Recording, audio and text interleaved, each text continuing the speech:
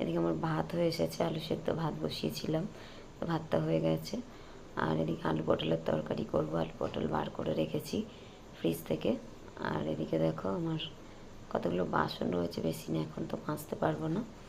তো আমি এখন রান্না করতে হবে, রাত্রি প্রায় 10টা বাজতে যায়, আলু পটলগুলো কাটাও হয়নি। তো সবাই কেমন আছো? আশা করছি সবাই খুব ভালো আছো। আর আমি তো কেমন আছি সেটা তো তোমাদের সঙ্গে দেখাচ্ছি, শেয়ার করছি। আর এদিকে দেখো আমার বিছানা ওলট পালট করা রয়েছে, এখন আবারও ঝাড়তে হবে। আর এই ঠাকুরগুলো আমি সব ওপরে ছিল, ওপরের ঘর থেকে নিচে নামিয়ে এনেছি। আর যেহেতু আলমারিও ঘুরিয়ে দিয়েছি। আর এদিকে দেখো ওপরের ঘরেও মানে সানসেটের ওপরেও অনেক ঠাকুর রয়েছে। আর আমার হাজব্যান্ডের কিন্তু ঘর সাজানোর খুব শখ ছিল, তো সাজানোটাই সার হলো।